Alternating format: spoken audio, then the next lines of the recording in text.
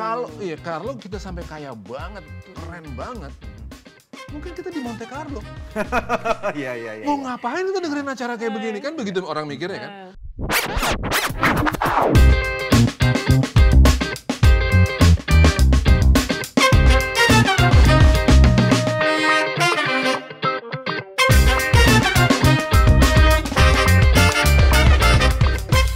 Berbicara masalah tentang kekayaan, ini adalah sesuatu yang never ending story gitu. Dan mulai dari zaman dulu, kakek moyang, nenek moyang, papa, mama, kakek, nenek, semuanya itu pengen kaya, betul nggak? Yeah. Nah, tetapi hari ini kita tahu bahwa semakin kesini zaman semakin tidak mudah. Apalagi kita sebagai gereja, kita memiliki pressure yang sangat besar. Di Good News Program hari ini kita akan berbicara tentang kekayaan atau wealth atau prosperity. Dan ada seorang narasumber yang very kompeten untuk berbicara di dalamnya, yaitu seorang hamba Tuhan, seorang praktisi hukum, seorang investor yang keren banget, yaitu Bro Rulis Simorangkir. Okay. Ya, thank you banget. Thank you for having me. Yes. Thank you for coming. That's right. Mungkin belum ada yang ngomong, tapi you look like the Rock. Rock. Ini versi Indonesia. Apalagi kalau kacamatanya dilepas gitu ya. Ya, ini justru begitu dia ngomong itu langsung dibuka sudah kelihatan. Enggak, ini bisa kedutan gini. Bisa kedutan ya? Enggak tahu deh. Iya. Kami baru pertama kali ketemu nih tapi kayaknya gelombangnya akan nyambung nih. Puji Tuhan. Mau kenalan dulu nih sama Bang Ruli, panggil Bang aja ya. Oke. Bisa dikenalkan keluarganya dulu. Saya dikaruniai oleh Tuhan dengan satu istri. Of course ya. Harus, satu aja. Dong. Dan 3 anak laki-laki. Ya. Anak saya yang, ini dia nih. Anak saya yang besar itu yang di tengah. Oke. Itu Adriel, terus yang nomor 2 itu yang sebelah kanannya Adriel, Fabrian. Terus yang kecil itu sebelah saya Rafael. Istri saya Miranti, tapi dipanggilnya Richie. Nice, amazing, good. Wow. Thank you ya, gambarnya kok pilihannya juga bagus. Terima kasih, ketemu di mana ini? What a lovely family. Udah menikah berapa tahun nih Bang? Saya menikah sama istri saya ini udah 25 tahun sekarang. Amazing, puji Tuhan ya. And still counting. Dan banyak, saya percaya ada banyak harapan-harapan buat 3 jagoan kalian ini. Harapannya apa buat mereka? Dari kecil saya cuma pengen satu. Mereka harus bertumbuh yang benar dalam pengetahuan yang banyak. Tapi setelah mereka bertumbuh, suatu hari nanti mereka melayani Tuhan. Ya. Karena melayani kalau nggak punya pengetahuan yang banyak, nggak terbuka dalam segala sesuatu, jadi susah. Teologi itu bicara tentang filosofi sebetulnya. Dan kalau di luar negeri, apapun pendidikan tentang filosofi, salah satunya misalnya hukum. Hukum itu filosofi. Yes. Itu hanya akan di-offer di level stratum 3. S1, S2 nggak ada hukum. Hukum itu di S3, karena itu sifatnya filosofi. Nah, saya kepingin anak-anak saya ini, saya rindu bener. Ada suara Tuhan gitu yang saya ikutin betul. Saya kepingin mereka luas dalam segala wawasan. Setelah itu masuk ke dalam pelayanan, beri hidup. Ya. Jangan cari hidup. I see. Kalau cari hidup dan beri hidup bedanya? Di luar sana. Kalau kita cari hidup, itu di luar. Itu bisnis, itu opportunities, itu investment, itu segala macam karya kita yang menghasilkan uang. Nah, kita ini kasir. Pelayan Tuhan itu sebetulnya adalah kasir. Semua orang pelayan Tuhan. Kita itu kasir. Diberkati untuk memberkati. Gitu kan ya? Yes. Nah, paradigma ini sekarang di dalam banyak gereja, saya nggak lagi ngomong soal gereja di Indonesia, saya nggak berani ngomong gereja Indonesia, saya lagi ngomong tentang gereja di pedalaman Singapura. Singapura nggak punya pedalaman, Bang. Ada dong pedalaman Orchard Road, Ion, Plaza, ya kan ada pedalaman-pedalaman. Nah, kalau gereja-gereja di pedalaman Singapura itu suka nakal. Hamba-hamba Tuhan cari uang di dalam gereja untuk kepentingan dirinya. Itu mencari hidup. Kalau kita harus memberi hidup di luar, kita cari memberi hidup ke dalam gitu. I see. Ini kan jadi keulang lagi apa yang ditulis dalam Yehezkiel 34. Akhirnya kan tua-tua Israel waktu itu, orang-orang Israel harusnya penjaga-penjaga, harusnya gembala-gembala Israel. Mereka cuma nyariin domba-domba yang gemuk, dipotong lehernya, dinikmatin buat dia sendiri. Yang sakit nggak dicari, yang sakit nggak disembuhin, yang hilang nggak dicari. Gembala-gembala yang jahat ya. Kan akhirnya jadi begitu kalau mencari hidup dengan atas nama pelayanan. Harusnya pelayanan adalah tempat kita berkarya untuk memberkati orang. Amin. Ya. Gitu, tapi nggak ada ya di Indonesia sekali lagi. Pedalaman Singapura ya. Pedalaman beberapa sana ya. lah ya, pedalaman Iya. Singapura. Nah, kalau kita mau ngomong tentang wealth atau kekayaan tadi itu, tadi kan ditanya nih, bro mau ngomong apa? Gini, langsung saya jawab gini ya. What about flexing church? Oh, that's deep. Karena kan gini, kita sebagai jemaat nih ya, maksudnya kita sebagai pendeta ataupun pekerja ataupun petugas di gereja, sebenarnya kita semua kan jemaat nih. Ya. Betul ya. Nah, tidak bisa dipungkiri bahwa di zaman ini kehidupan memang very challenging, tidak mudah. Ya. Nah, tetapi pada saat yang bersamaan cost of living is very expensive. Ya. Nah, saya rasa batasnya apa? Kita nggak jelas nih. Batas enough-nya apa? Dan kemudian yang ternyata kalau mungkin dipikirkan apakah ini sumbernya dari mana nih? Kalau kita misalnya kita sebagai seorang konselor atau konsultan, kita akan mencari masalah itu bukan cuma symptoms, tetapi akarnya apa nih? Bisa nggak disebut bahwa gereja ini adalah salah satu sebab muasal orang salah kaprah terhadap kekayaan? Bisa. Saya bukan mau menghakimi, tapi saya mau suarakan sentilan. Ya. Sentilan, supaya jadi tergerak lah gitu. Tapi jawaban saya bisa. Jangan-jangan gereja yang flexing. Gitu. Gereja yang flexing. Iya, memang di zaman yang modern seperti sekarang, jemaat baru akan datang kalau sarananya nyaman. Yes. Ya dong. Lampunya bagus, segala macam ditata dengan sangat bagus. Nah, sampai di situ aja nggak ada masalah sebetulnya. Kalau hanya sampai di situ. Ya. Karena memang kita harus bikin jemaat Tuhan ini menjadi nyaman di rumah kita, ya kan? Ya. Nah, tapi kemudian semua peragaan-peragaan yang bagus itu nggak dikemas dengan pengertian-pengertian yang juga bagus. Ya. Salah satu contohnya, berangkat dari pengertian tentang sukses. Apa sih sukses? Sukses itu kan hari ini dinilai dengan misalnya nih, kalau orang kepengen cari sukses itu lewat nama baik. Ya. Maka gereja atau orang nyari bahwa yang disebut dengan sukses adalah waktu dia dapat nama yang baik. Kalau dia pikir bahwa sukses itu adalah uang, dia bilang, berarti gue masih banyak uang dong. Baru disebut sukses. Atau kalau misalnya jabatan, maka jabatannya harus keren baru disebut sukses. Betul. Apakah gereja koreksi itu? Nggak selalu. Iya kan? Nggak selalu. Harusnya kan cara berpikirnya yang dilurusin. Sukses itu bukan soal berapa banyak uang yang kita punya, berapa nyaman perjalanan kita, naik mobil apa, first class atau business class di pesawat. Kan bukan itu sukses. Ya. Harusnya diserang dulu. Gereja harus nyerang itu. Kalau sukses, takarannya cuma soal yang tadi-tadi itu, Michael Jackson tuh dulu susahnya setengah mati. Waktu kecil ya? Waktu dia kecil kan? Waktu kecil ya? Waktu kecil susahnya setengah mati.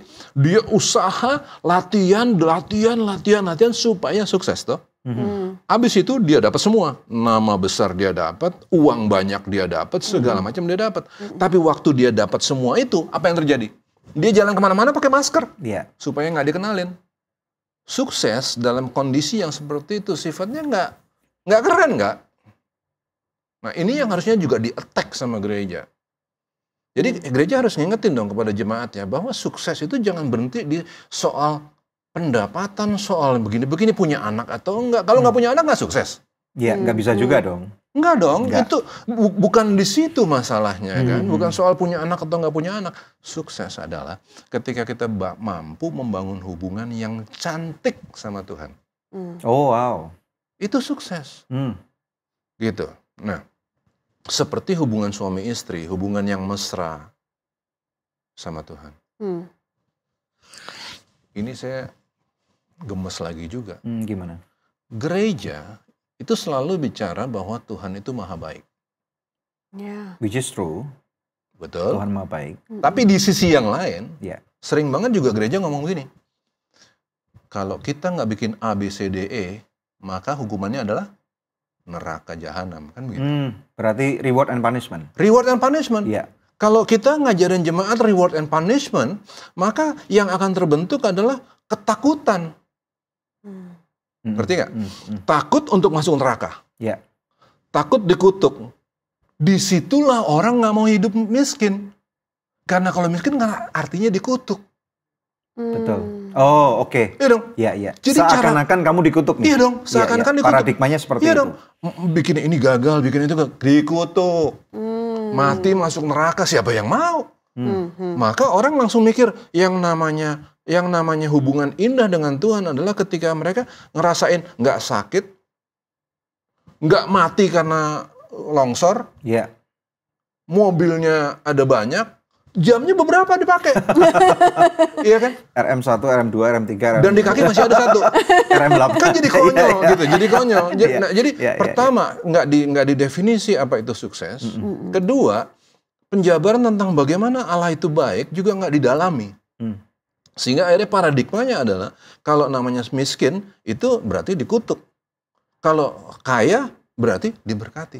Nah, yang begini-begini ini harus kita frontal untuk lawan. Sementara gerejanya petantang-petenteng kan. Lihat sound systemku, lihat lightingku. Tara gitu kan. LED. Iya dong, keren banget kan. Nggak ada salahnya. Tapi kalau attack kepada penyerangan kepada cara-cara berpikir yang salah nggak dilakuin, Iya. maka jadi sia-sia semua itu. Iya. Akhirnya jadi flexing aja. Betul.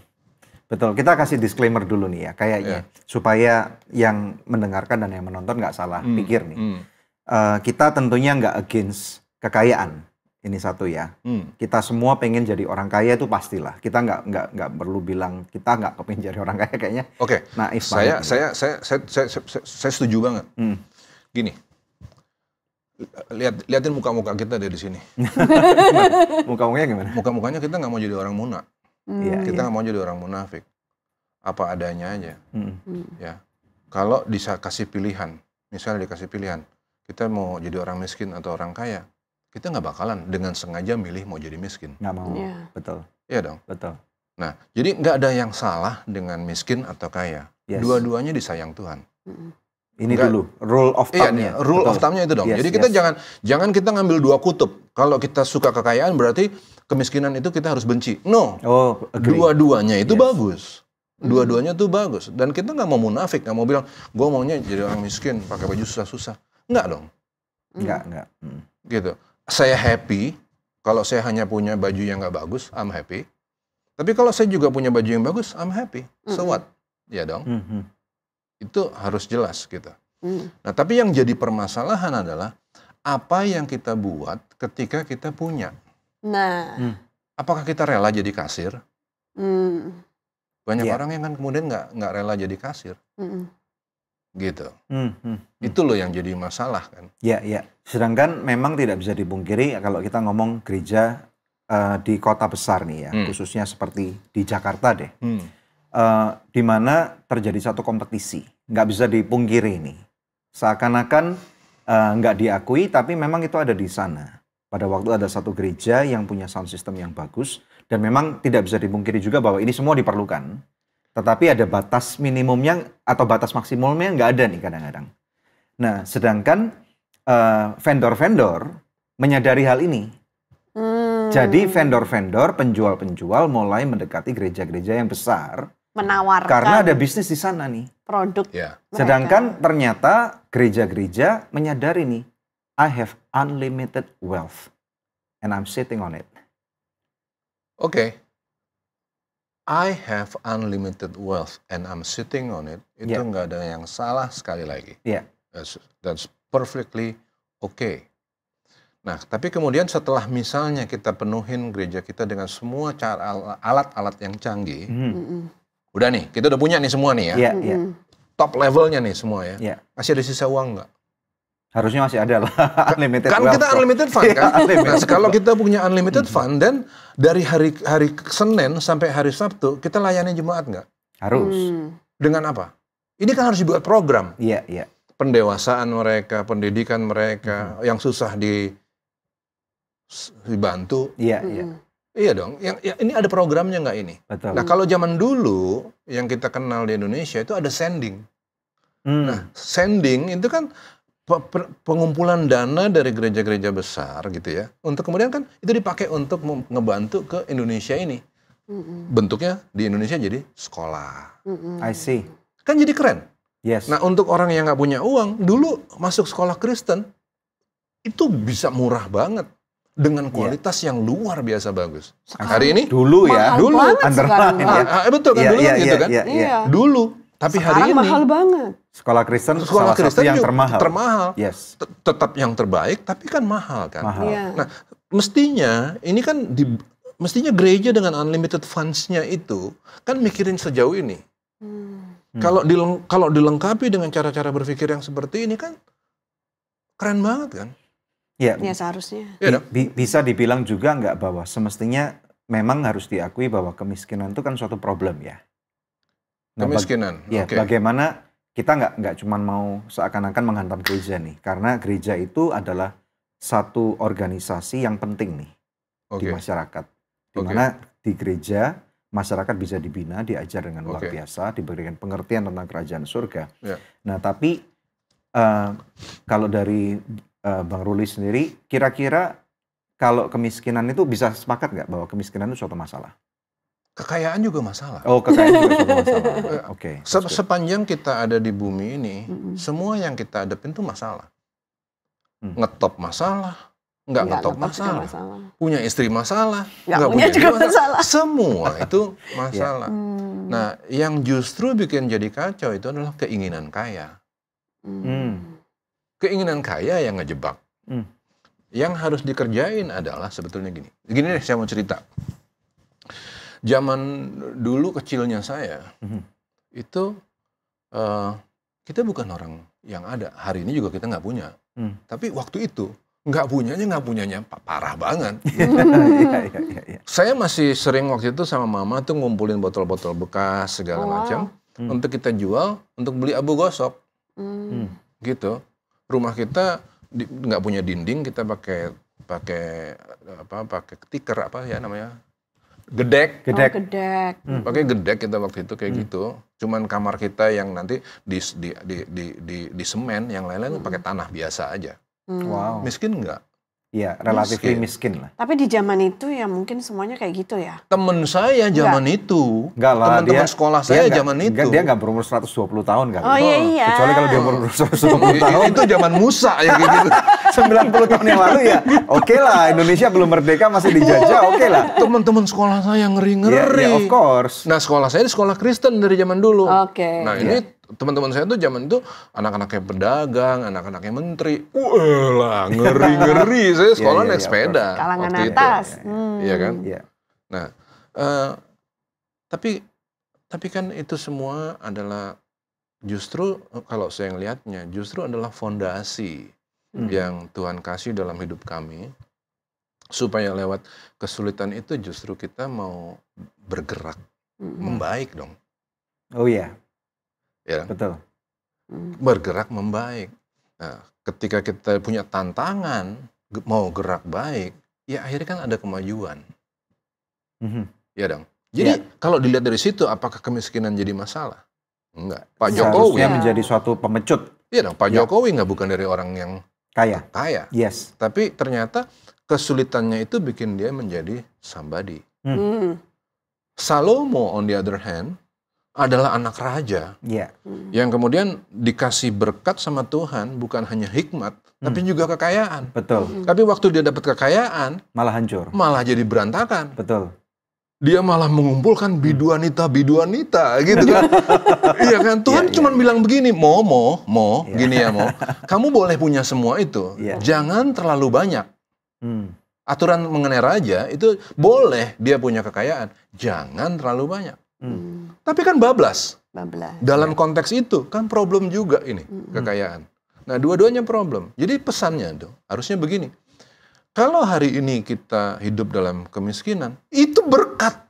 Wow, itu kacamata yang harus dikenakan dan pemikiran yang harus dimasukkan. Iya, itu Kenapa berkat. disebut berkat? Karena itu adalah tantangan. tantangan yang bikin kita untuk maju. Amerika jadi negara yang keren pada waktu itu.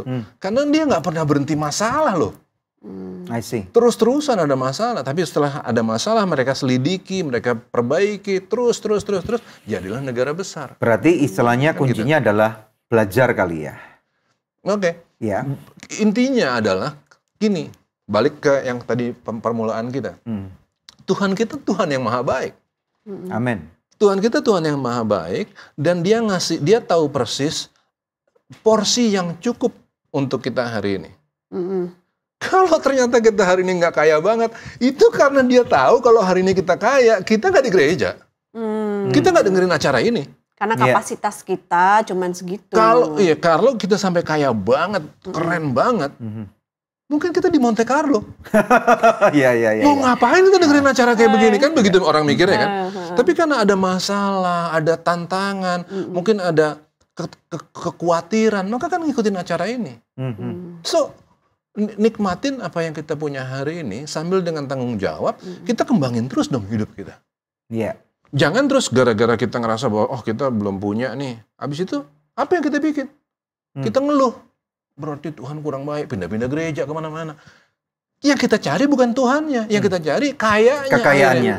Nah ini yang salah. Ditangkap pula sama gereja yang terus nawarin, come, I have everything. Nah elah, berantakan. Itu di situ flexingnya. Iya. Jadi kalau hari ini kita miskin, so be it. Happy aja dengan kondisi itu. Itu tantangan yang nantinya akan membawa kita jadi lebih baik. Kalau kita hari ini kaya, puji Tuhan juga. Berapa banyak yang kita perluin buat kita? Mau pakai jam RM? Pakai. 5 cukup. Iya. Satu kali kita pakai jam cuma 1. Iya. Tapi kita punya 5. Tuhan bilang pakai nggak apa-apa. Mobil Rolls Royce. Jangan yang murah, yang paling mahal, yang pintunya terbalik. Pintu ke sini, dia bukanya ke sini ya kan? Punyain deh. Gitu. Tapi setelah itu, tapi setelah kamu punya semua itu, sisa uangnya kamu bikin buat apa? Deposito. Oke. Deposito. Investasi. Oke. Then what? Bangun nggak rumah sakit untuk orang-orang yang nggak punya? Iya. Gereja mikir itu nggak? Itu loh yang jadi masalah. I see. Dikatakan di tahun 2023 ini akan menjadi resesi global. Ya. Saya melihat di media-media mainstream Ya. atau bahkan di TikTok ataupun Instagram itu semua udah dibicarakan nih. Ya. In a way, maybe it's necessary. Tapi menurut saya, apakah ada jalan keluar nih? Karena saya melihat gini loh. Udah cukup lama saya berpikir, setiap kali di dunia ini ada krisis, saya selalu berpikir, sebenarnya krisis itu ada nggak sih? Karena seharusnya kan jumlah orangnya relatifly sama lah, walaupun terus bertambah. Kekayaan mau keluar kemana? Tetapi berarti ada orang-orang yang tidak menjadi kasir tadi itu, yang mereka seharusnya distribute, tetapi mereka kept. Gitu. Sehingga membuat jadi dunia ini krisis. Apakah pemikiran saya ini valid? Kita balikin dulu ke tema kita flexing. Nah, udah nih di mana-mana dibicarain 2023 bakalan suram ya kan. Yes. Gereja yang flexing akan bilang begini. Mari kita berdoa. Mari kita bikin KKR besar untuk menghadapi 2023. Mari kita berpuasa. Ya. Doa puasa KKR itu bukan cuma sekedar karena kita ngadepin masalah. Doa itu nafas orang percaya. Jangan gara-gara mau susah kita baru berdoa. Yes. Jangan kita bikin KKR untuk nyelesain masalah. Bagaimana caranya kita bikin KKR untuk membangun iman? Yeah, kenapa nggak begitu mikirnya? Betul. Nah, sementara mereka bilang mari kita berdoa, kantong-kantong persembahan datang terus. Akhirnya jadi pengumpulan kekayaan dari orang-orang yang udah siap-siap ngadepin resesi, mau uangnya masuk lagi ke sini, pengumpulan kekayaan. Itu flexing. Itu nggak sehat. Nah, harusnya gimana dong? Harusnya kita bilang kepada jemaat kita, 2023 mungkin susah, ngirit lah. Jangan bikin spending. I see. Save up. This is time for you to save up. Gitu kan? Untuk orang-orang yang udah kaya, hari ini mikir, gimana caranya kita bisa bikin bisnis untuk orang-orang yang susah. Iya. Ada cerita nih, keren loh. Itu di YouTube ada. Yeah. Simple banget. Dia bilang begini, ini ada kaos kaki yang nggak bisa dibeli. Nah ya loh, kaos kaki nggak bisa dibeli, dia bilang. Aneh dong. Ngapain diiklanin? Iya. Dia bilang gini, kalau kamu mau beli kaos kaki ini, kamu mesti beli yang ini. Soalnya kalau kamu beli yang ini nanti aku kasih ke orang-orang miskin. Oh, nice. Dalam berapa bulan 10 juta pasang kejual. Apa yang saya mau bilang? Ini ada orang-orang yang sejak awalnya berpikir bahwa ketika dia mau bikin perusahaan, itu bukan cuma buat cari untung buat dia. Tapi untuk kepentingan orang lain. Berapa banyak orang Kristen kita yang kayak gitu? Pasti ada, tapi nggak banyak ya. Nemunya di mana ya? Coba hari ini di Google. Coba hari ini di Google. Hari ini di iya. Google, kalau kita masukin gini, companies that use their profit for the benefit of others. Di luar negeri banyak. Di seluruh dunia cuma ada 20. Cuma 20. Coba cari. Tapi Indonesia nggak ada ya? Nggak ada. 20 seluruh dunia. I see, wow. Nah ini yang begini-begini saya bicarain untuk nyentil gitu loh. Dengan kita mau masuk resesi nih ya. Iya, iya. Ayo dong, kita kan banyak jemaat Kristen yang udah cukup dengan pendapatannya. Ayo dong kita bikin suatu usaha untuk kepentingan orang lain. Supaya kalau nanti betul-betul susah, orang-orang ini punya kerja gitu loh. Iya, iya. Dengan produk yang juga bagus. Kaos kaki tadi itu dibuat dari serat bambu lah. Dipikirin ngatur, bikin-bikinnya bagus, warnanya bagus. Dikasih ke homeless. Wow. Kan hebat kan? Nah kan ini harusnya terobosan-terobosan seperti ini. Yang dibuat sama orang Kristen. Nyiapin masa susah. Bukan cuma sekedar berdoa. I see. Iya, iya, Wow. iya. Jadi kalau aku lihat ya, kemiskinan bisa jadi problem.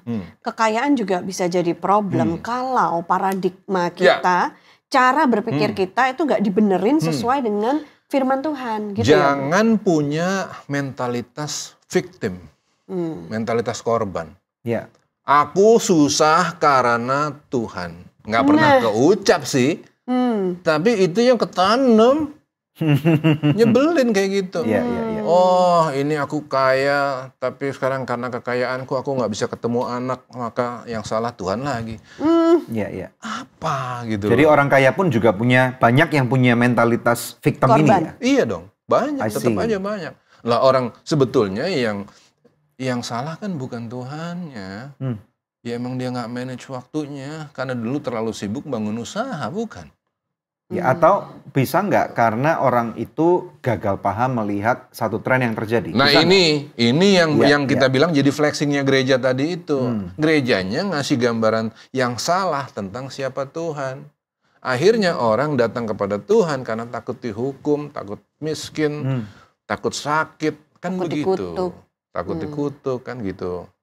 Nah, gereja 2023, ayo dong kita bangun dengan paradigma yang beda dong. Iya. Kami pernah mempelajari kehidupan Yusuf nih. Kita semua pernah. Yusuf ya, oke. Yusuf di Alkitab ya.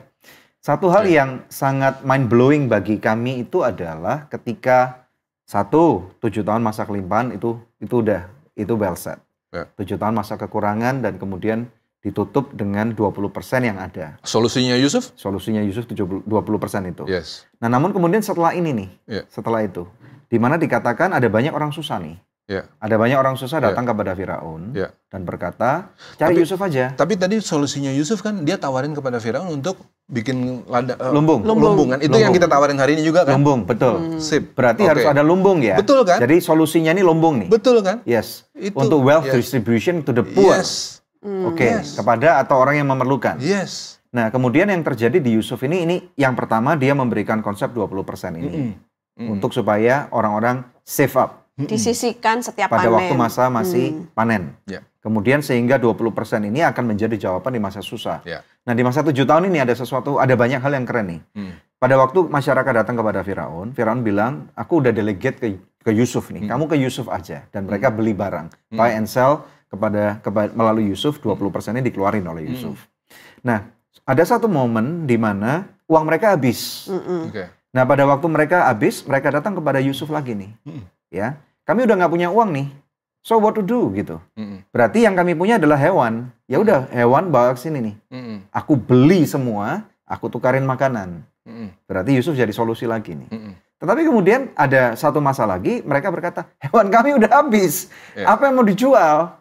Ya udah kami jadi budak kamu aja. Semua tanah akhirnya, ini yang paling keren, semua tanah dibeli. Tiba-tiba Firaun yang sudah kaya raya itu dibuat menjadi super kaya raya, the sole conglomerate atau tycoon, the sole ruler in Egypt yang benar-benar punya semua every inch of land di Egypt gara-gara Yusuf. Karena semua tanah dijual. Nah kemudian pada waktu ini selesai, mereka datang lagi karena udah gak punya apa-apa nih, what to do. Nah ini saya rasa yang menarik ini. Sama Yusuf ya. berkata gini, kan tanah-tanah ini jadi punya Firaun. Kamu kerjakan tanah itu, aku kasih benih. Nanti kita bagi hasil. Nah yang keren ini yang mind blowing buat saya adalah Yusuf berkata gini, hasilnya 80% kamu ambil, kami cuma ambil 20%. Nah saya rasa kalau ada orang-orang Kristen di zaman ini yang punya mentalitas itu, nggak bakal ada orang miskin loh. Kan keren. Kalaupun miskin, kan ada solusi. Yes. Kan itu kan juga Yusuf kan bertahap dia mikir sampai ke akhirnya benih kan. Betul. Nah, berarti gini, sekarang kita mau ngadepin masa susah nih, 2023. Oke, kita cari dulu solusi yang memungkinkan untuk kita lakuin. Tapi mungkin dalam perjalanannya nanti kan ada lagi kesulitan-kesulitan yang lain. Yes. Ya adepin lagi sama-sama. Terus sampai ke benih tadi itu. Betul. It's okay. Tantangan, hambatan akan selalu ada. Tapi di sana ada orang-orang Kristen yang peduli dengan sekeliling, sehingga akhirnya mereka jadi terang, jadi garam, jadi solusi terhadap masalah orang lain kan. Nah yang hari ini terjadi, kan lihat, gereja kerennya luar biasa, sekelilingnya susah semua tuh. Akhirnya gereja dimusuhin kan? Ya, berarti gereja harus mau aware terhadap apa yang terjadi di lingkungan. Ini yang di luar negeri ya. Sebab di Indonesia nggak ada yang musuh-musuhin gereja. Nanti jadi politik lagi, jadi salah. Nah, jadi kan gitu. Gerejanya mentereng, flexing, keren. Di sekelilingnya berantakan. Ini kemudian juga jadi masalah sosial lagi. Saya beberapa kasus gini. Gereja diusir. Berhenti, nggak boleh di sini, nggak boleh di sini. Pindah. Lama-lama dipikir kenapa ya kok segitu jahatnya gitu ya. Ternyata solusinya juga ada yang gampang. Rangkul dong sekeliling. Di hari-hari aula gereja nggak dipakai buat nonton bola rame-rame. Wow. Kan sacred Pak, tempatnya kudus itu. Gimana? Kekudusan kan bukan karena nonton bola. Kekudusan itu kan karena kita peduli sama lingkungan. Oke. Kan gini ya, Tuhan kan bilang bahwa kita harus jadi orang-orang yang baik. Misalnya nanti di Roma 12, kamu harus baik, berkenan, sempurna. Apa sih baik itu? Baik, berkenan, sempurna. Level loh nih, baik, berkenan, sempurna. Baik itu apa? Baik itu bukan cuma sekedar ngasih uang sebetulnya. Baik ini, referensi Roma 12 ayat 2, itu sebenarnya balik lagi ke Mika 6. Mika 6 ayat 8. Kebaikan adalah adil, setia, rendah hati. Itu baik. Adil, setia, rendah hati. Allah kan pribadi yang maha adil. Maha setia, maha rendah hati, bukan? Dia menciptakan manusia yang dicipta segambar serupa. Maka kalau dia punya maha adil, kita kan harus adil. Kita harus setia, dia maha setia. Wow. Kan harusnya begitu kan? Betul. Nah, sekarang apakah ada keadilan? Kalau kita punya gedung yang keren, yang kita bisa tunjukin, gitu, keren banget gitu. Tapi di sekeliling kita nggak peduli. That's not adil, that's not fair, that's not just. That's not just. Oke, saya balik ya. Berarti apakah oke kalau gereja bisa membangun fasilitas yang mewah dan tetapi pada saat yang bersamaan mereka secara aktif dan konsisten memperhatikan banyak orang-orang yang kekurangan. Secara umum kalau ngomong begitu boleh-boleh aja. Tapi nanti kan kita mesti ngeliat nih, detail-detailnya gimana nih. Kenapa sih kita mesti banget punya yang bagus banget itu, kenapa sih? Ada nggak need-nya di situ? Is it wants or is it need? Jangan kita cuma ngejar, aku kepingin. Nggak ada selesainya lagi pula ya. Nggak ada selesai, itu kan Yesaya 14 tuh. Ciri-ciri iblis kan, aku kepingin. Wants, aku kepingin. Kalau wants, ini sifatnya selalu relatif. Kalau kita udah punya, kita kepingin punya yang lebih lagi. Terus. Nah, kita juga sebagai pengelola gereja, pimpinan-pimpinan, kita juga harus cerdas sama hikmat Tuhan. Want, is it your want? Is it your need? Kalau aku ingin, itu nggak sehat. Tapi harus, well, yeah, this is what I need. This is the need of the congregation gitu. Batasnya kayak agak susah ya, very subjektif ya. Apalagi melihat pangsa pasar yang besar di Jakarta dan di Indonesia. Batasan mana yang cukup wajar pada waktu sebuah gereja harus melakukan ekspansi, bukan di gedung yang bagus tadi ini saja. Sudah selesai nih ya, udah bagus kan. Tapi kemudian melihat ini ada kesempatan nih, Jakarta Utara, Jakarta Selatan, apalagi yang utara tuh, itu ceruknya harus dikerjakan tuh. Karena banyak orang-orang yang bisa menjadi berkat nih, atau orang-orang yang diberkati. Kan memang kita tahu nih, gereja ditempatkan suatu tempat. Saya pernah ikut pelatihan satu church planting, harus ditanyakan seperti ini nih. Apa jadinya daerah itu apabila gereja ini tidak ada di sana? Nah, tetapi pada zaman sekarang kan, kalau gereja nggak cepet-cepetan masuk nih, nanti ada brand yang lain masuk, terus gimana? Habis dong. Jemaat gereja Tuhan milik Tuhan. Oke. Di satu sisi cara berpikir marketing begitu bagus. Bagus. Betul, bagus. Dan kita juga harus cerdas secara marketing. Jadi itu bagus, saya hargai cara berpikir itu. Dan saya angkat jempol, bagus ya. Tapi di sisi lain, gereja Tuhan milik Tuhan. Kegerakan kita untuk masuk ke wilayah-wilayah tertentu, itu haruslah suara Tuhan. Nah, saya nggak anti sama sekali bahwa kita harus pergi.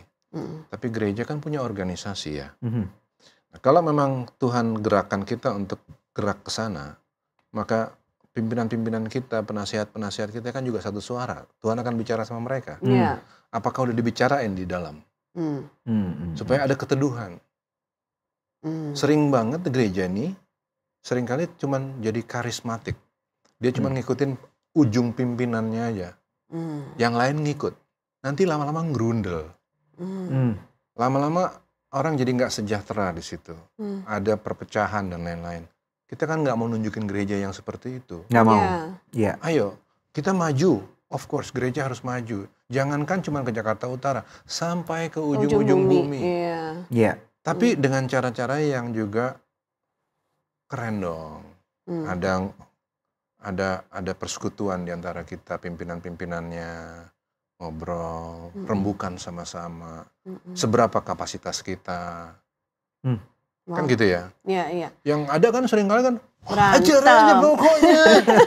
Kan begitu jadinya. Itu kan bisnis ya kalau cuma begitu. Kita bersyukur sih kalau di Indonesia ini mencari gereja itu relatif mudah ya. Pada saat ini ya. Di hampir dimanapun lah. Di Jakarta juga pilihan banyak gereja kan. Di daerah-daerah juga sekarang udah mulai gereja menjamur. Di satu sisi memang itu kemudahan. Kalau misalnya lagi-lagi terpulang dari segi bisnis itu konsumen yang diuntungkan sih sebenarnya. Betul nggak? Betul. Karena pada waktu ada persaingan, kemudian ini orang jor-joran untuk memberikan yang terbaik, konsumen yang menikmati. Nah sekarang Mbak, jadi gini ya, yang terbaik. Gereja itu kan harus memberikan yang terbaik. Apa sih yang terbaik untuk jemaat? Pengajaran. Dan juga pengayoman kali ya. Pendampingan? Pertama-tama harus pembelajaran dulu. Karena perintah Tuhan dalam amanat agung itu menjadikan murid. Memuridkan. Itu satu-satunya kata kerja di dalam amanat agung. Memuridkan. Nah, ini yang harus diperkuat. Kita ngomong soal memperkuat ini aja, itu infrastruktur kita nggak ada. Sekolah teologinya cukup kuat nggak sekarang?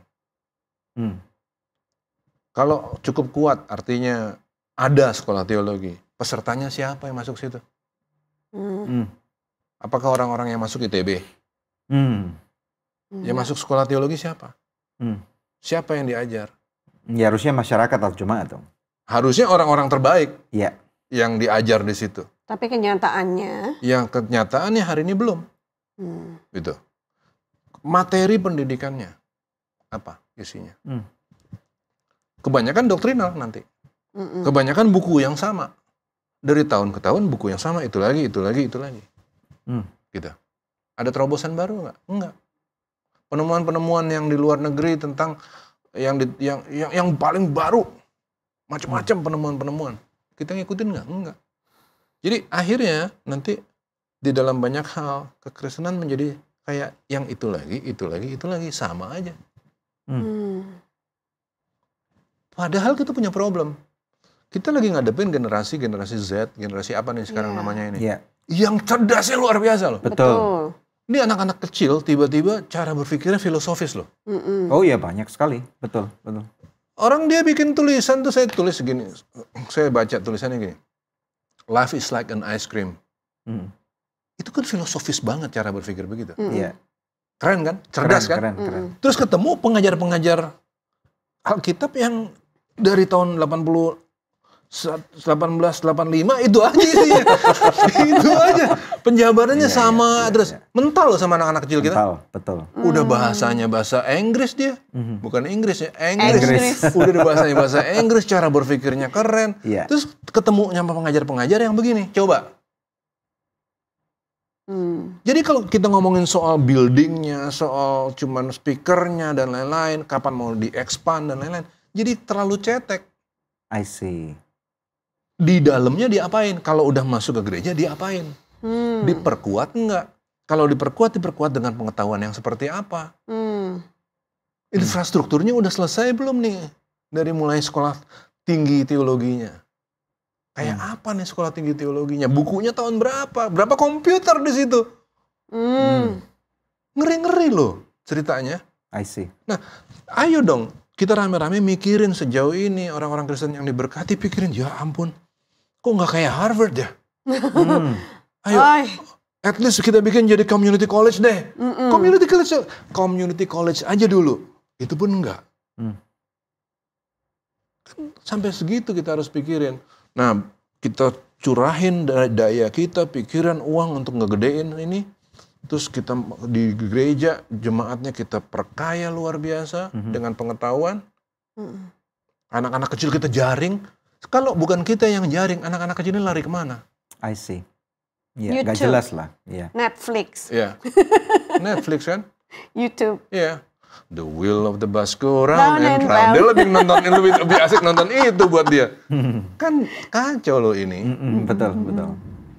Kita nggak bisa ngejamah mereka lagi loh dengan cara kita ngomong yang seperti sekarang ini. Kekristenan kita mentok sama anak-anak ini. Wow. Nah, prove me there is God. Anak itu bilang gitu. Ngomong apa kita? Nah. Ya kan? Salah atau enggak ya kalau aku mikir bahwa kekristenan ini agak sulit maju atau mentok dalam kata-kata Bang tadi karena terlalu banyak gereja-gereja yang memikirkan dirinya sendiri. Susah banget untuk bekerja sama gitu. Apalagi di Indonesia ini, udah aku ngomong aja lah, bukan di luar negeri gitu. Di Indonesia ini gereja-gereja susah banget untuk bekerja sama karena terlalu memandang mereknya sendiri, benderanya sendiri, sinodenya sendiri gitu.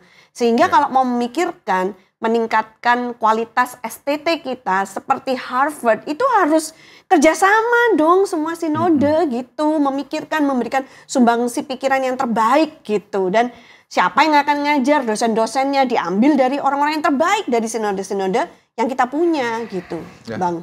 Nggak usah ditanggapin, nggak usah tambahin apa-apa lagi. Ibu Gembala udah ngomong bagus banget. Apa yang mau ditambahin? Bener banget kan? Aduh. Nah, cuman disclaimer dari saya cuman begini. Gereja Tuhan nggak akan pernah mentok. Karena Tuhan pasti akan jaga. Tapi adalah tanggung jawab kita untuk tidak sekedar membiarkan Tuhan yang bekerja, kita nggak ngapa-ngapain. Nah, itu dia. Itu nggak fair. Betul. Gitu. Kalau kita nggak ngapa-ngapain, kita cuma bangun gereja kita sendiri, itu flexing. Dari flexing itu akibatnya kecurigaan. Curiga, satu sama lain sama-sama Iri, curiga. dengki. Sama-sama cuma mikirin benderanya, sinodenya, dan lain-lain ya kan. Memang sekarang waktunya untuk kita tuh nyatu gitu loh. I see. Ya. Nah, I want to know more about your family. Oke. So, gimana nih? Tadi pertama kali saya udah tanya nih tentang harapan Bro terhadap anak-anak. Bagaimana mempersiapkan anak-anak ini untuk masuk nih sekarang nih? Tadi kan bilang anak-anak adalah dalam pemikiran yang kompleks. Anak-anak Bro sekarang udah ada yang bahkan bekerja di BUMN ya, bisa ceritakan? Iya, jadi pertama-tama dulu nih, kalau bicara tentang anak, dari kecil, justru waktu mereka masih kecil, kecil banget, saya taruh dominasi saya sama dia. Apa kata bapak, itu pasti benar. Oh. Saya nggak ngajak diskusi, waktu mereka masih sangat Masih kecil. kecil ya? Masih sangat kecil. Saya nggak nanya, kamu suka sayur atau enggak? Apapun yang bapak taruh di meja makan, kamu makan, karena itu bagus. Kamu nggak mau makan, kamu nggak usah makan sampai besok malam. Wow. Gitu. Jadi mereka belajar untuk tunduk di level anak-anak waktu mereka masih kecil. Makin mereka besar, mereka mulai bisa diajak tukar pikiran, baru saya ajak tukar pikiran. Baru saya ajak ngobrol. Nah, setelah mereka lewat perjalanan semua ini, saya mulai sampaikan kepada mereka, kamu boleh maju, boleh pendidikannya nggak terbatas, kamu boleh jadi apapun, tapi ingat, one day kamu harus balik. Kamu masuk ke gereja, kamu bangun gereja dari dalam. Nice. Nah sekarang udah mulai nih, anak-anak juga mulai ikut terlibat dalam pelayanan, mereka ya sharing dan lain-lainnya. That's good. Nah terus mereka juga kerja, jadi mereka sekarang, ini dua anak saya ini anak-anak BUMN. Yang satu di Pertamina, si abang, yang satu lagi di Mandiri. Gitu. Sekali lagi, tapi waktu saya bilang bahwa mereka ada di sana, saya bilang gini, penempatan kamu di situ bukan supaya kamu jadi kelihatan keren dan gagah dan flexing. Even though it is flexing, kalaupun itu flexing untuk nunjukin kepada anak-anak lain yang masih kecil, bahwa kalau kamu tekun di dalam Tuhan, kamu juga punya ketaatan sama orang tua, kamu belajar, kamu begini, kamu bisa jadi seperti aku. Itu sehat dong flexing gitu. Sehat, betul. Nah, jadi contoh dong buat anak-anak lain, influence dong buat orang lain. Nah, saya bilang begitu sama anak-anak. Jadi pelayananmu adalah bagaimana caranya kamu di kerjaan jadi contoh buat orang lain. Kalau orang masuk jam 8, kamu jam setengah 8 udah harus ada di situ. Wow. Jangan datang on time, datang early. Gitu. Nah, terus untuk di gereja, di tempat-tempat lain, jadilah contoh buat yang lain. Supaya suatu hari orang bisa bilang, I learn about it from him, kan gitu ya. Itu keren banget. Itu yang saya ngomong ke anak-anak gitu. Iya. Bagaimana mereka juga istilahnya gini, menghadapi perubahan zaman kan banyak ya. Dan menghadapi pola pikir yang seringkali juga tidak mudah. Terutama tentang kesetaraan gender terutama. Kalian juga bicara hal ini di rumah? Kita ngobrol. Dengan adanya serangan-serangan musuh yang massive and intensive and systematic. Itu kita pecah aja nanti jadi obrolan sendiri. Karena itu sensitif nanti. Kalau dipotong cuman sepotong. Tapi kita ngobrol. Saya ngobrol mengenai itu. Bagaimanapun sekarang kita ngadepin masalah yang luar biasa masif, sistematik dari pergerakan ini. Bagaimana anak Tuhan harus ngadepin persoalan-persoalan seperti ini. Bagaimana dalam gempuran yang segitu hebat kita tetap jadi garam dan terang. Saya ngobrol. Jadi memang harus diobrolkan ya dengan anak-anak kita ya. Kalau nggak sama kita, anak kita ngobrol sama siapa? Nanti dia makin lari tuh birit-birit sama orang yang nggak jelas malahan. Iya. Bagaimana kalau misalnya ada anak-anak nih di tengah-tengah semua kekalautan ekonomi yang sudah banyak orang tua atau kita semua hadapi, tiba-tiba menghadapi anaknya bermasalah terutama dalam hal-hal seperti ini. What is your advice?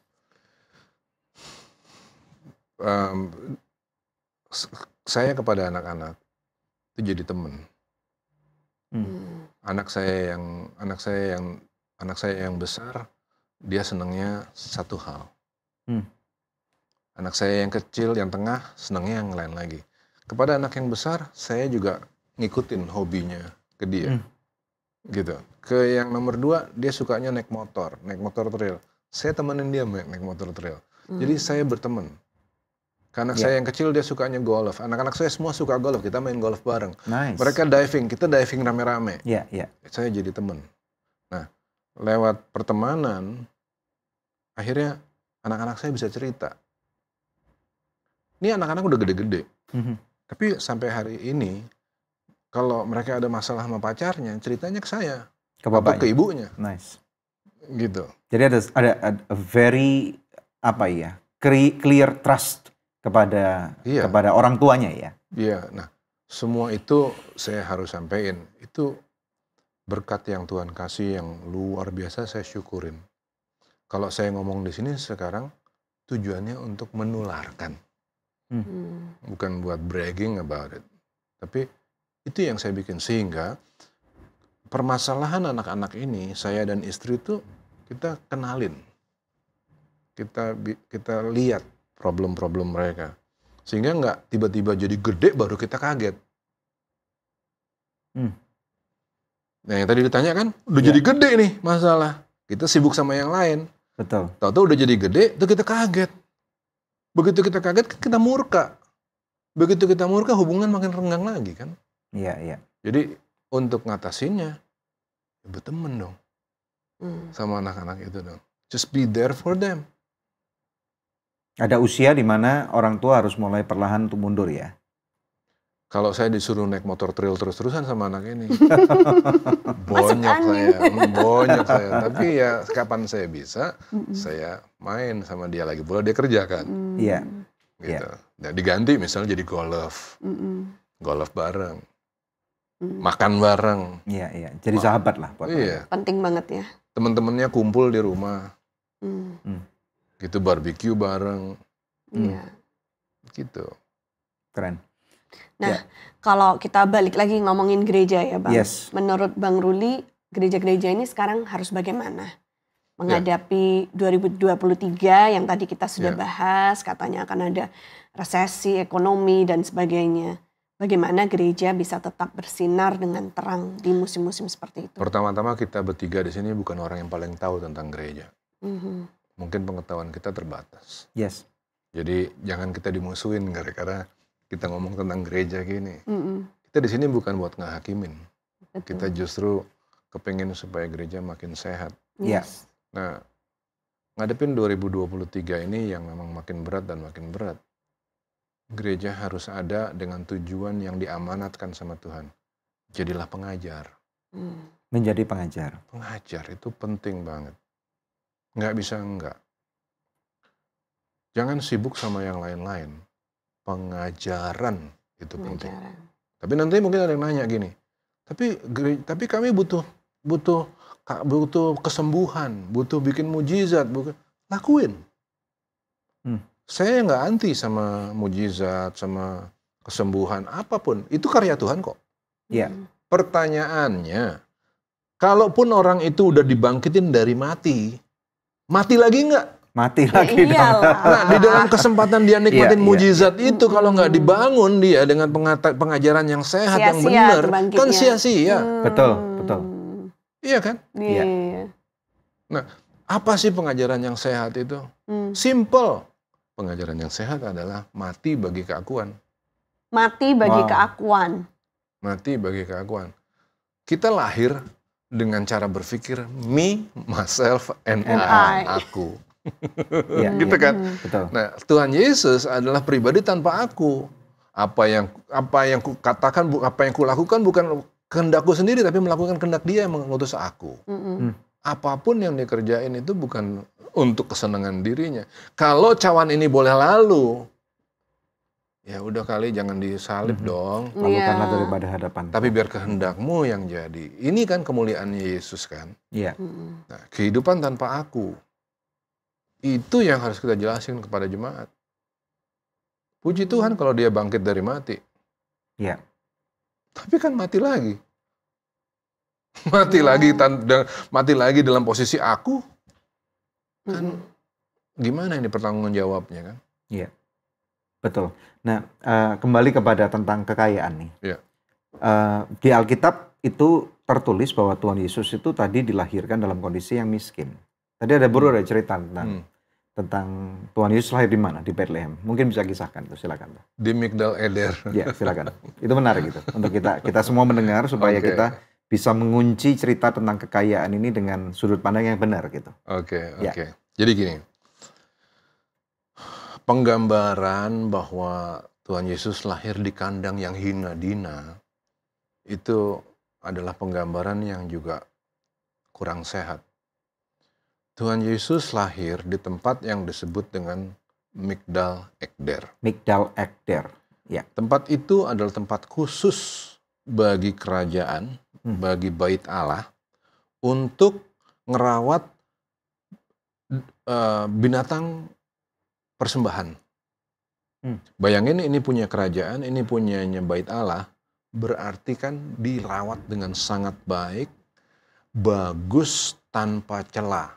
Karena binatang yang akan dipersembahin tidak boleh ada celah.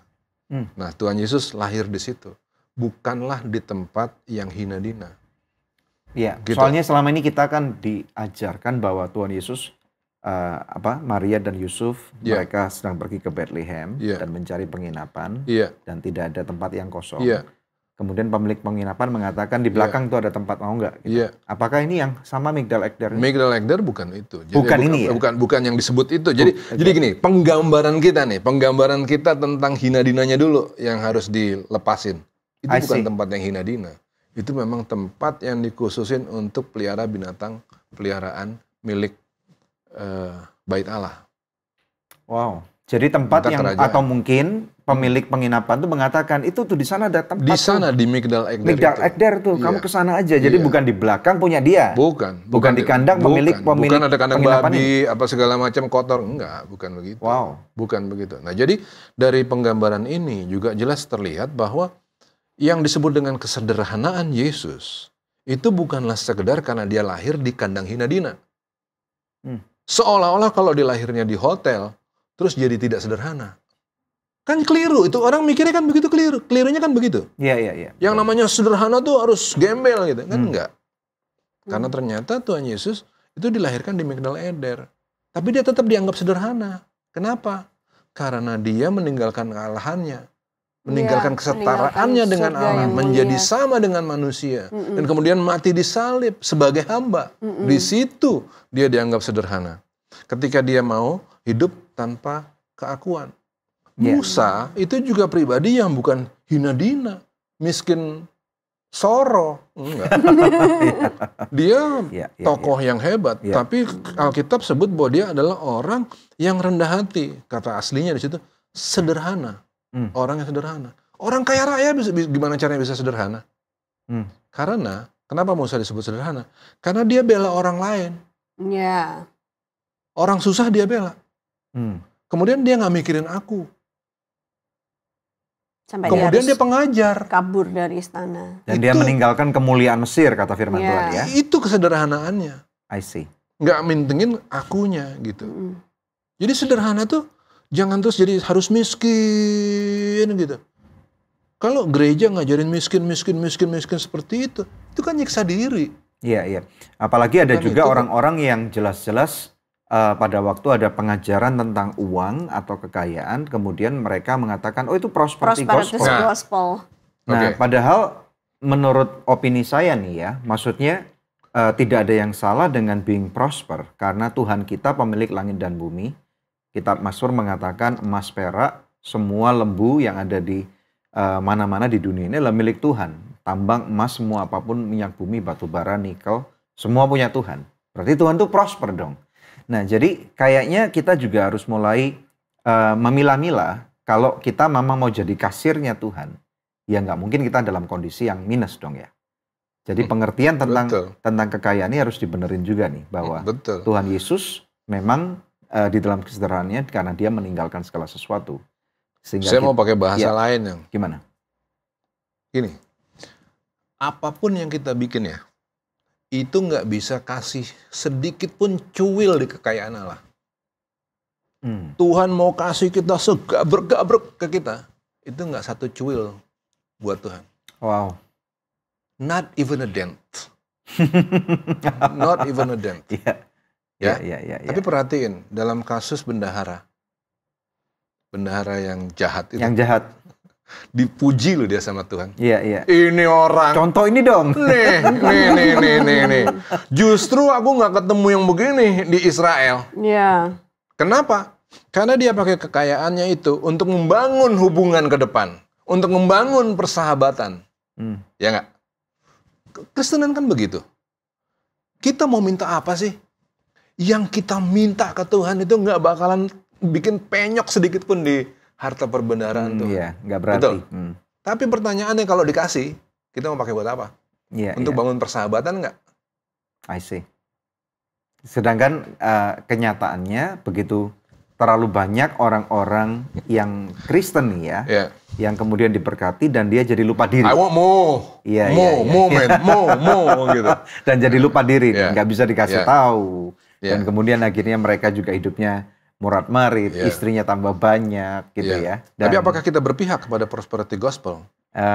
Yang mana dulu nih? Understanding of prosperity gospel di mana dulu? Kalau kita bilang, tadi yang kita sepakat bahwa kita tidak bertentangan dengan prosperity. Yes. Karena Tuhan menginginkan kita juga untuk prosperous.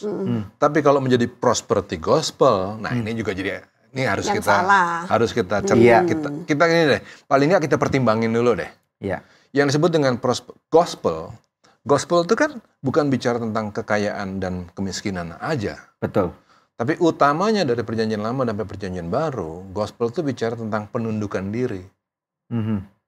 Jadi kalau kita bicara kekayaan tanpa penundukan diri, itu ke prosperity gospel. Tapi kalau kita ngajarin being prosper, I see. Dan bagaimana caranya di dalam that prosperity, untuk menundukkan diri, ya udah, itu nggak jadi prosperity gospel. Waktu ngomong cuman kenikmatan, berkat, prosperity gospel. At the same time, masukkan perbendaharaan. Kasih persembahanmu supaya jangan dilahap sama belalang-belalang pelahap. Iya. Itu kan nawarin berkat sambil ngancem dong. Nggak fair. Iya. Akhirnya bentuk tadi kan, bentuknya sama kan? Reward and punishment. Reward and punishment. Tuhan tuh baik atau enggak sih sebenarnya? Rela atau enggak ngasihnya? Rela ngasih nih ya kan? Iya. Nah, ini yang jadi kusut. Prosperity-nya it's okay. Being prosperous, that's fine. Tapi kalau dibikin jadi gospel dengan hanya penekanan pada satu hal, tapi nggak fair dengan yang lain, nah ini yang mungkin harus diawasi. I see. Ya. Kalau kita ngomong lagi ke peran gereja untuk mempersiapkan diri masuk 2023 ya. Seandainya kalau nanti memang benar sampai resesi ekonomi terjadi di Indonesia, lalu kalau kita bisa melihat gereja-gereja itu bergandengan tangan, membuka lapangan parkirnya lah katakanlah untuk pasar murah ya, untuk bagi-bagi distribusi bahan makanan buat masyarakat yang kekurangan, yang membutuhkan, itu alangkah indahnya ya Bang ya, kalau bisa seperti itu Bang. Sungguh alangkah indahnya. Iya kan? Iya, beneran kayak kita jadi Yusuf akhir zaman gitu ya kan, kita buka lumbung kita untuk bagi-bagi ke orang-orang yang memerlukan. Wow, itu benar-benar gereja bersinar terang di tengah kegelapan. Iya. Tapi nanti ada lagi kekhawatiran kan? Gimana nanti kalau dianggap itu kristenisasi dan lain-lain. Ya, berarti isunya banyak lah ya. Isunya banyak. Tapi mari kita sama-sama mikirin nih, rumusin nih. Iya Bang. Iya. Ya, gimana caranya nih untuk ngadepin ini? Gimana cerdasnya nih? Kita mau nolong orang kok. Bantuin dong Bang, Abang kan advokat. Well, iya anyway, pasti. Ayo, kita kita percaya bahwa Kristus lebih besar daripada krisis kita. Amin. Betul ya. Amin. Dan nanti 2023 sebagai anak Tuhan, terlepas dari apapun semua yang dunia boleh katakan, saya yakin bahwa Tuhan adalah jawaban yang terbaik. Amin. Amin. Ada amin ya. Amin. Oke, kita recap yuk. Jadi hari ini kita tadi ngomong tentang menjadi kasir. Ini saya tertarik banget nih, menjadi kasir. Ini penting banget. Ini satu. Kemudian yang kedua bahwa flexing church tadi. Bahwa gereja perlu untuk memamerkan diri karena ini adalah displaynya kerajaan surga. Tapi tahu batas lah. Oke. Kemudian yang ketiga, tadi kita juga ngomong-ngomong tadi tentang Yusuf nih. Dari jawaban Tuhan sampai akhirnya jadi benih. Ada journey nih berarti. Oke. Kemudian yang terakhir nih, saya mau kasih beberapa pertanyaan nih. Bang jawab ya, menjadi investor atau business owner? Kalau saya nggak punya sense-nya untuk jadi investor. Saya lebih suka ke business owner. Really? Kalau saya. Ya. Oke, berarti karena sense-nya ini. Sense-nya berarti tapi you are also an investor, right? Saya invest di usahanya istri saya ya.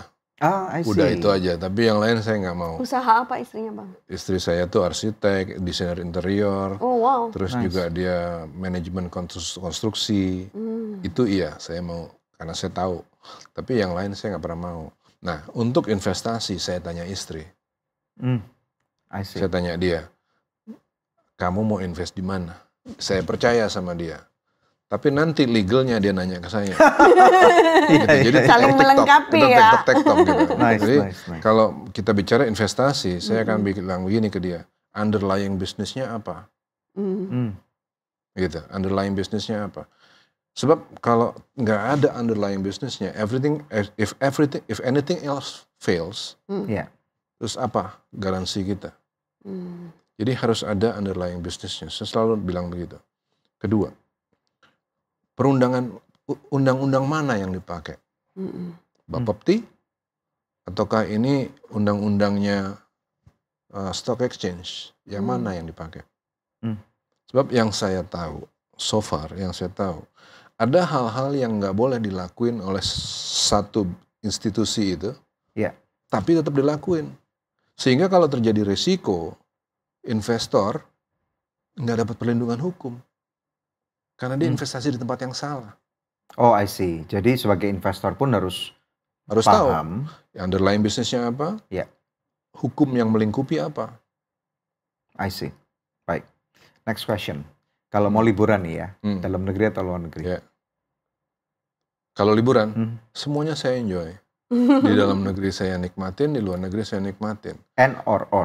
Gitu berarti. Kalau bisa, N. Dua-duanya. Tadi belum dijelasin nih, N and or. The tyranny of, apa namanya tadi itu? The tyranny of or versus the genius of N. N. Berarti pilih N ya? Saya berarti pilihnya luar N. negeri dan dalam negeri. Jelasin dulu itu apa. Ya, silakan. Dijelasin lagi. Sedikit aja. Tadi kan belum ya? Belum. Tadi di sana, Bang. Oke. Di dalam teori bisnis ada yang disebut dengan the tyranny of or versus the genius of N. Ya. Or, kata or, atau. Kata atau itu dianggap sebagai tirani yang jahat. Tiran, jahat. Yang keren itu kata dan, N. Untuk gambarin, supaya simple. Kita lagi nyetir mobil, hujan, petir-petir, kubrak, gitu ya. Kita nyetir mobil. Dengerin musik, ada AC, aman. Tapi di belakang banyak barang, cuman satu kursi yang kesisa di mobil kita. Kita lagi jalan. Lagi jalan gitu, di pinggir jalan ada 3 orang. Lagi berdiri. Satu perempuan atau laki yang kita kenal dan kayaknya ini cocok buat jadi istri atau suami kita. Yang kedua, ada satu laki atau satu temen lah, ada seorang teman yang dulu kita berutang nyawa sama dia. Ketiga, ada nenek-nenek yang kelihatannya sakit dan betul-betul harus ditolong. Emergency ini. Yang mana yang kita tolong? Hanya boleh bawa satu. Yang mana yang kita tolong? Ini tricky question atau? It's a question. Kita akan nanti kebawa ke arah nenek-nenek. Iya, nenek-nenek. Betul ya? Karena emergency.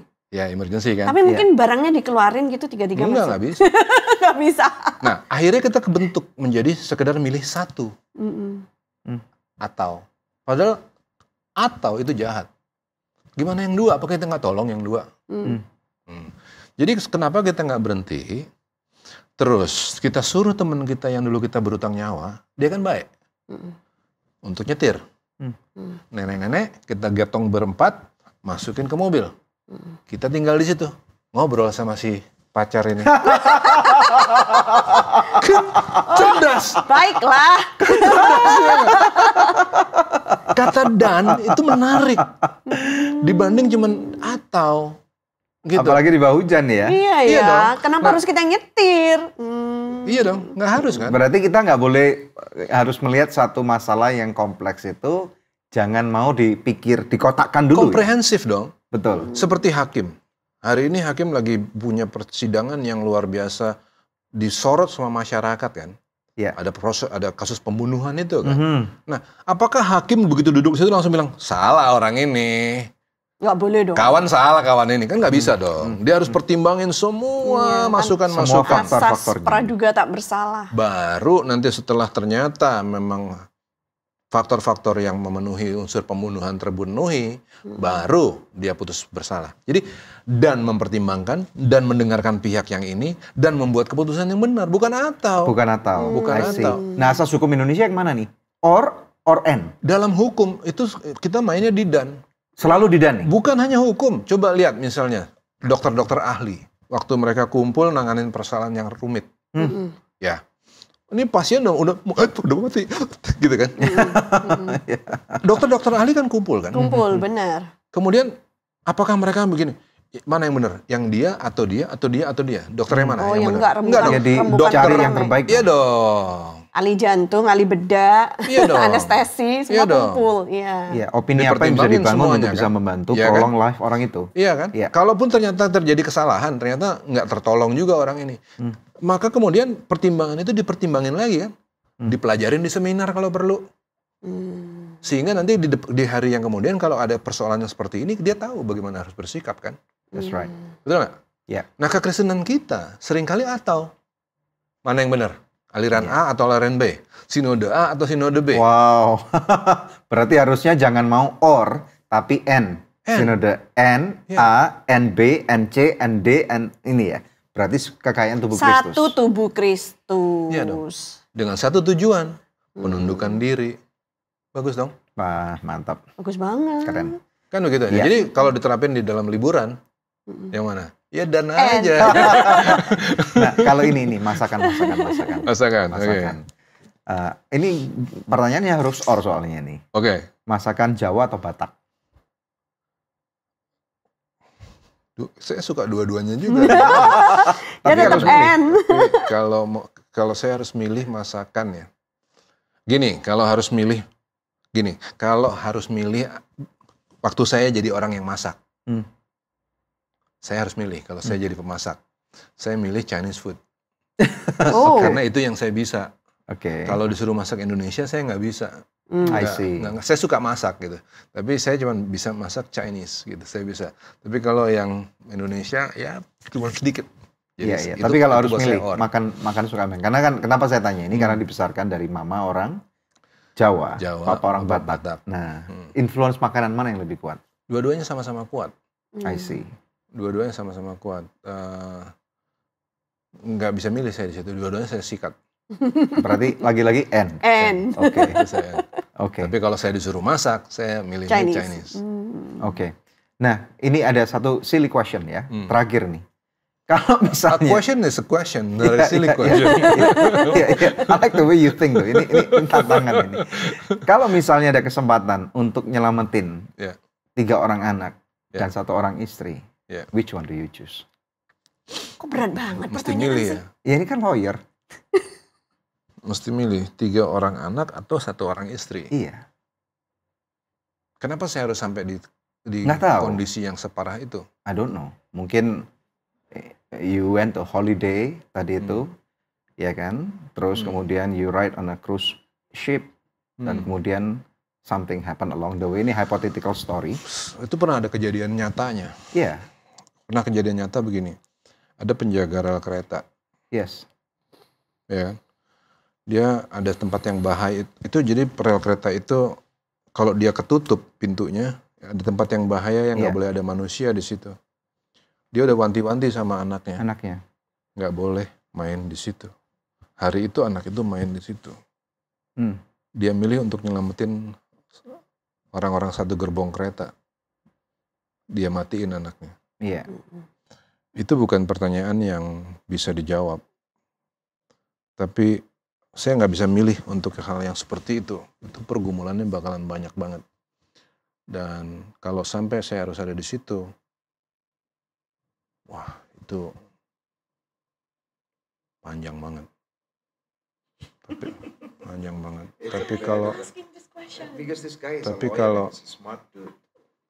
Tapi kalau memang sampai akhirnya saya harus milih yang itu, saya pilih anak-anak. Wow. Karena mereka punya harapan, masa depan. Sementara istri saya dengan umur saya yang sekarang, mungkin nggak terlalu lama lagi saya juga hidup. Saya akan ketemu sama istri saya dalam kekekalan kan. Tapi saya ninggalin legacy buat anak-anak saya.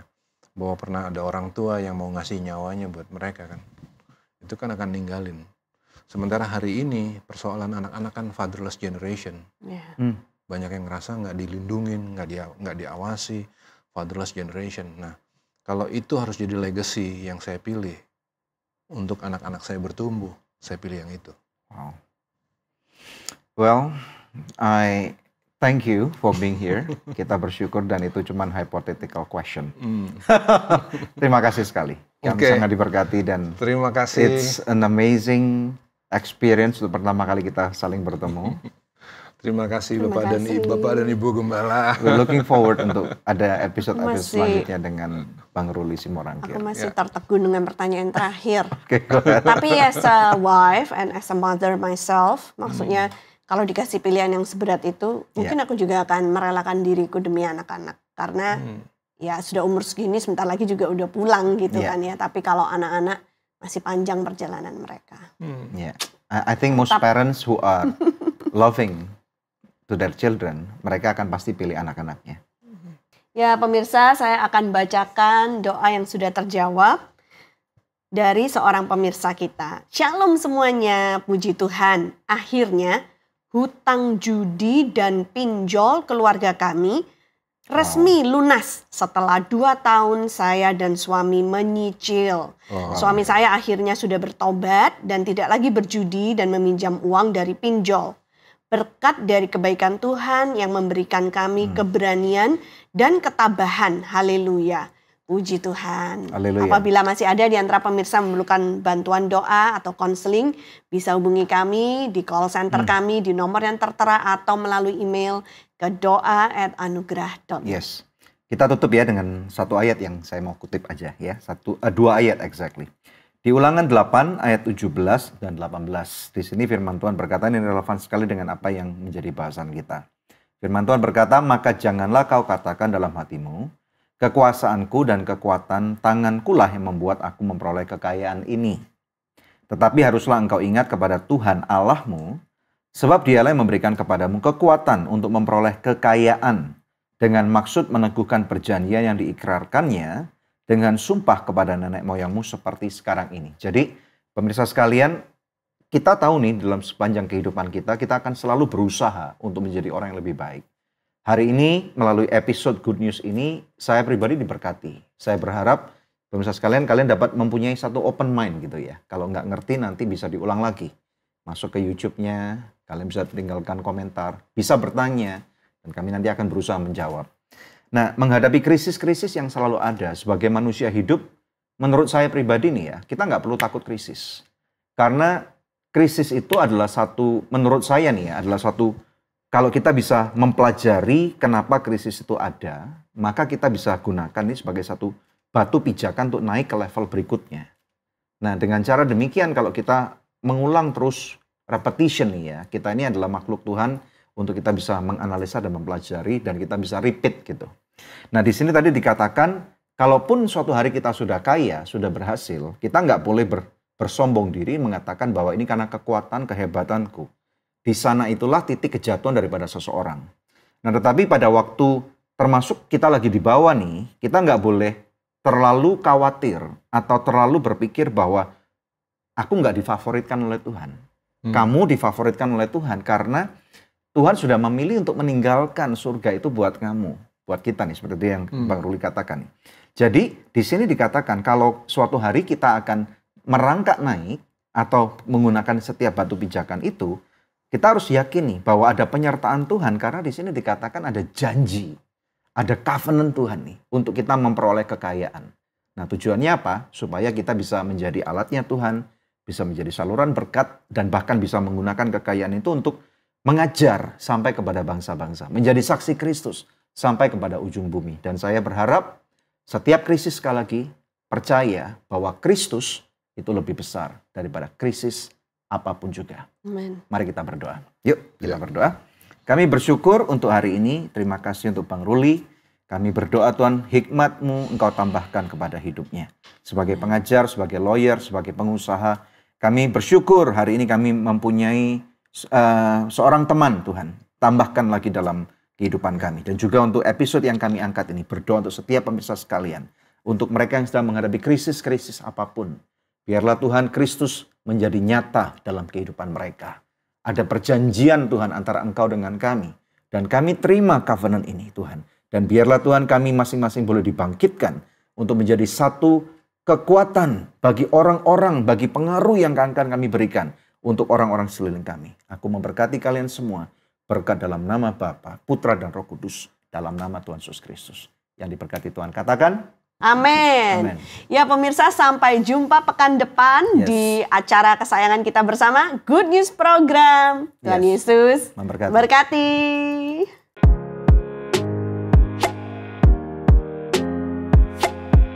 Ngomong gini aja, Tuhan kayaknya nggak adil ya, gitu loh. Lihat orang-orang punya papa, mama lengkap. Ya. Saya nggak usah bicara punya rumah lah ya. Orang yang kaya, saya nggak iri dengan orang kaya. Saya iri, saya nggak punya orang tua, itu aja. Karena tidak merasakan kasih sayang dari orang tua. Iya.